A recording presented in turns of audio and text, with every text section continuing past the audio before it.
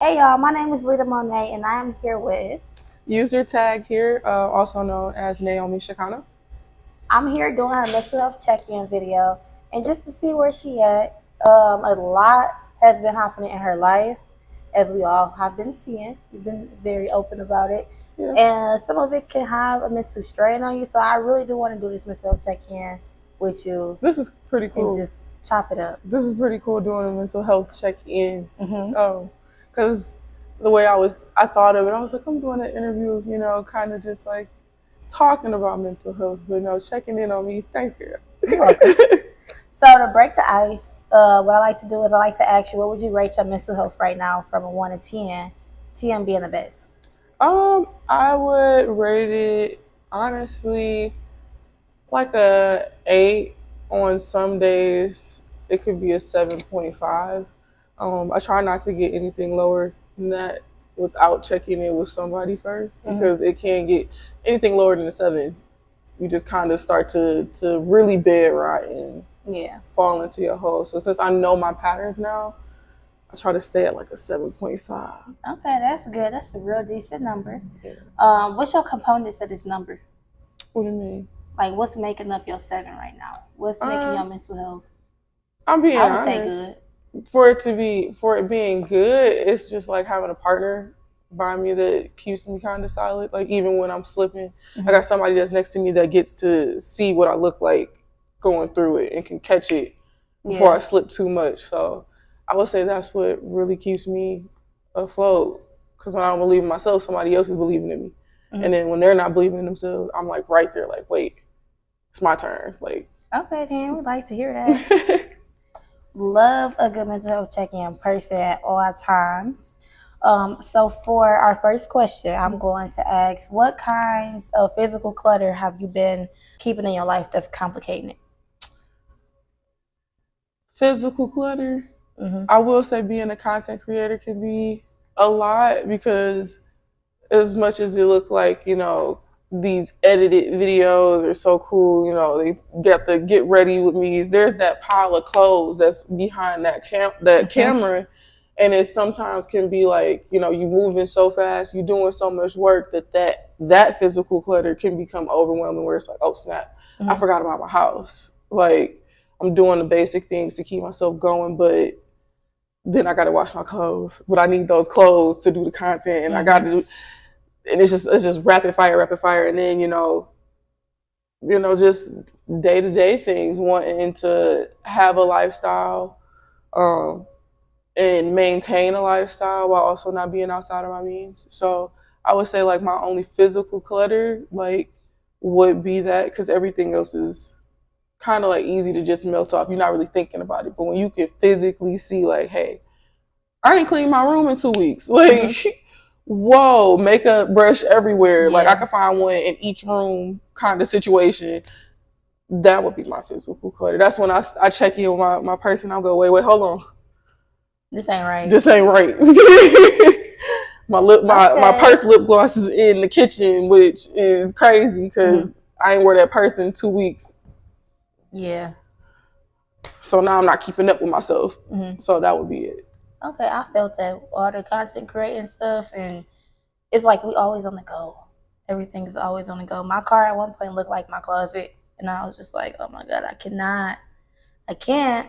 And it gets so like, not even comfortable. It becomes like, not even in the back of your head. Like you can see it, but it's like, okay, I'll get to it. Yeah, and then as long as I can find that one thing I need. Because I know where it's at. I know where I threw it. I know where it possibly could be. And then by the time you go looking for whatever it is, and you see the mess that you've like put together, it get a little overwhelming. I remember them days having a car, just a closet, living out of it. Oh, maybe you overcame all of that.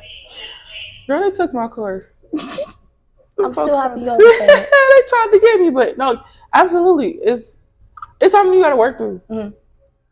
Because it's not something that happens overnight. Like you learn your habits, and then you start to see them in front of you, and you go, oh, okay. So that's what made me not clean up for so long. I was doing this.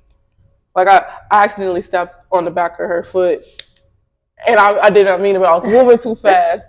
because I'm used to being prepared and I'm used to having needs. And I have friends around me that tell me, like, but just because you're used to something, you also still need to slow down and realize, new habits can form while you're used to whatever you were doing. So you could be stepping over yourself. Sometimes it's about slowing down. Yeah. That was a really good answer. I'm saying I'm working on my mental health. Okay. So have you ever struggled with your mental health? Bad, yeah. Real bad. Real bad. And the only thing that I can say about that was it really just takes being honest with yourself about who you actually are, not the preconceived notion you have about yourself. Like, even if you think you are this, who really are you? What are those, questions that you ask about yourself in the back of your head that you have unanswered about you? And how do you answer those things? How do you satisfy that craving to be authentically yourself? And that was that. I want to say that's what I got out of being really low, because it was easy for me to see it within everyone else around me and go, well, I don't want to be around that, or I don't this and forth. And then when I had to look at myself, ask myself, like, really, would I be my own friend? Would I want to help me after so many times? Like, what is it about me that is making me feel low? And then when I started to figure that out, life started to just make a little bit more sense. People call it manifestation. I call it believing in yourself. Simple, because that's the hardest thing to do. You can believe in an idea, but if you don't believe in yourself, you cannot pull something together. So if you believe that you're a good person, but you have an idea that maybe, I don't really like, I'm not feeling about you, it ain't gonna go nowhere. It's not going nowhere, especially if you find it everywhere else. And I came from a family that can do this. Like, of course, we all have our little different sections of our families, our mama's side, our daddy's side, these cousins, them cousins. It's a big cluster of people that you are, just accountable with. Yeah. You learn from them as well. And I think also, like, what helped me was moving out of state a few times. Out of state? Yeah. I've lived out of the country. And I was in my high school years. This was my senior year of high school. That was the first time I noticed it was a me problem, not an everybody else problem. But I was still young, so I had to work out what the me was in that problem. At 20 some odd years old, like, it get easier when you accept that you're just human and you're not an idea. I do like that. Oh my God. I've never heard that. You're just human. You're not an idea. I have to remind myself of that a lot because, like you said, I've gone through a lot. Like, last year, I lost multiple jobs at one time because of a recession. And it felt like nobody believed that. It felt like, okay, well, I've asked this many friends for this help, or I've had people help me. And then I started asking that question. If I was outside of myself right now, would I help me? And then I started to piece together the things that I actually needed help on. Yeah. Like, okay, well, this is why I wouldn't, because I feel like ... Okay, well, how do I do that? Yeah. Living out of the country, I tell everybody, is not the culture shock. This is the culture shock. Because it's easy here to point the finger, whereas I've seen everyone else take accountability, even where I live now. Like, everyone over there makes sure they're accountable for themselves, and then everyone else outside of them. Whereas we try to make sure that everyone is appeased before checking in on ourselves. Yeah. So what's the idea? Because if you're just human, you just get up every day and enjoy life. So what's the way that you feel like you self-sabotage? Self-sabotaging by...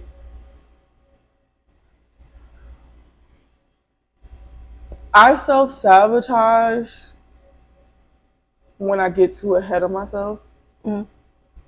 Because remembering that you are just human sometimes can give people a God complex.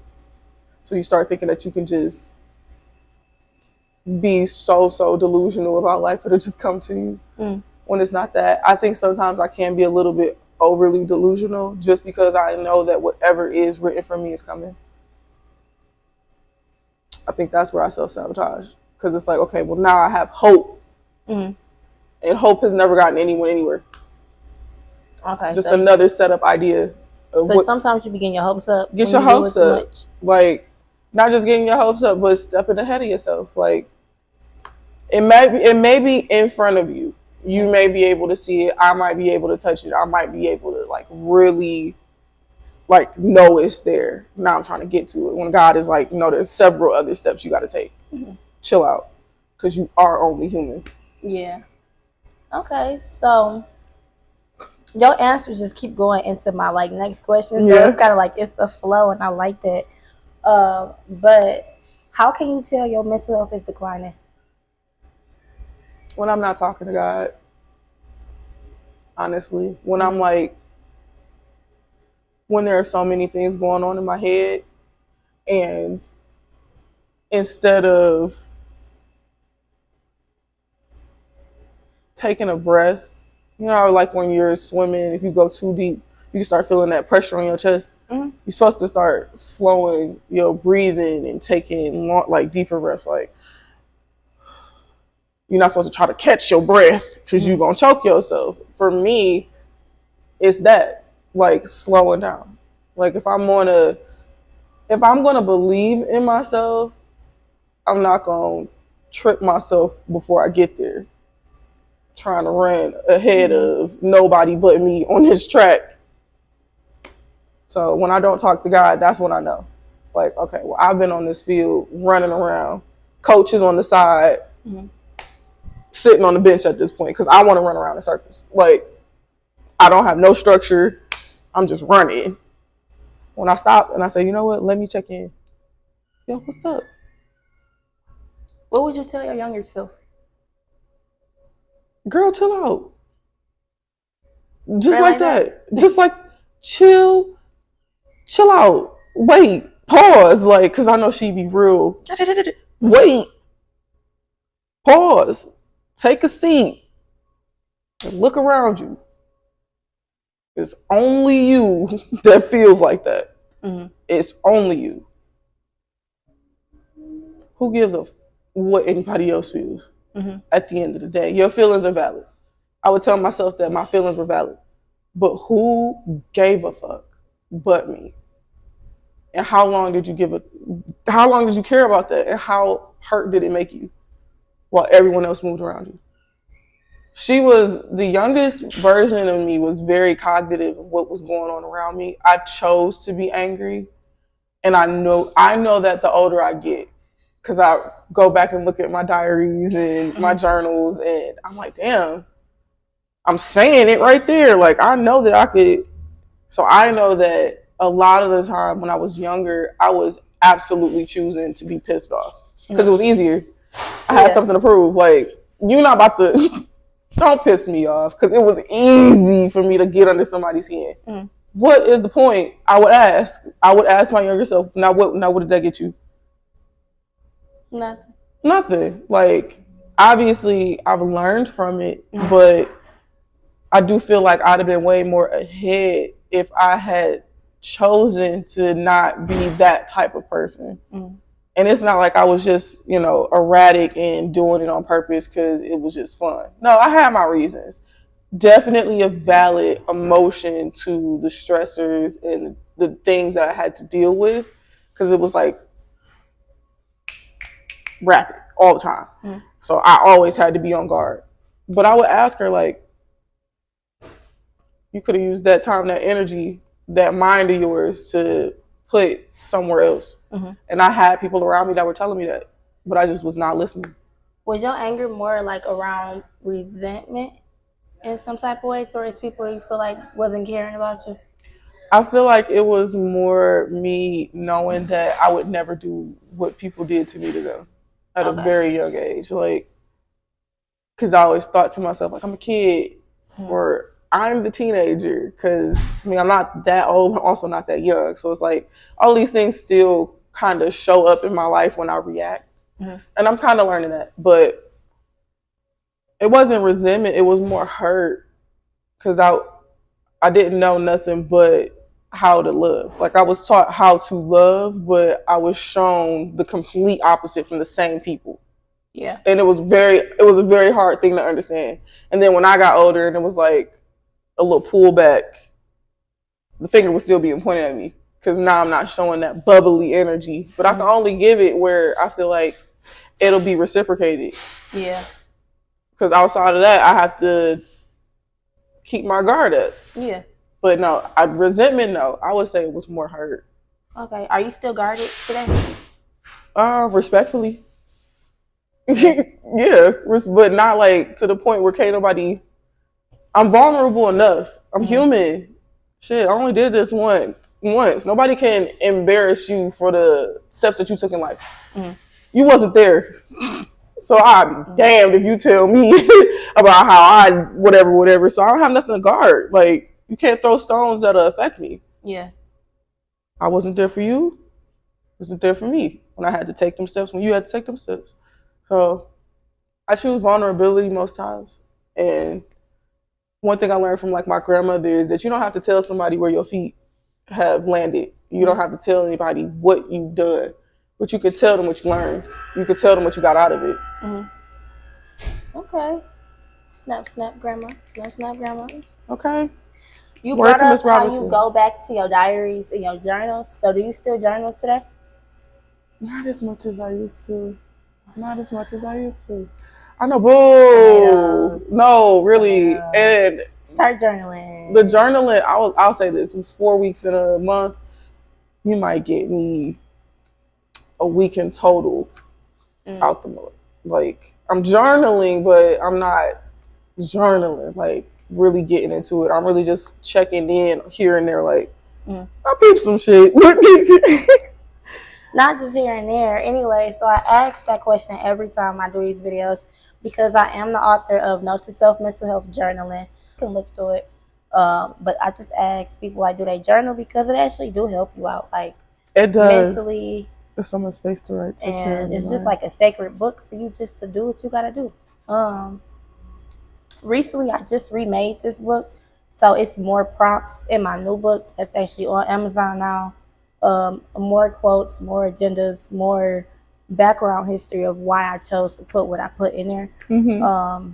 So yeah, I just want to create this journal, give some people some more positive light to mental health instead of like the stigmas attached to it, and just make it a fun alternative other than telling your business to everybody that you think is gonna listen to you. And they really just gonna talk about it later. That's a whole thing. Because venting now is such a sporadic thing. Like, you don't even realize you venting. Like, it just come out. Impulsive.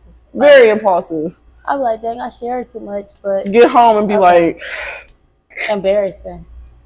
Looking in the mirror like, I can't believe you. This is a nice one. I like the quotes at the top. Thank you.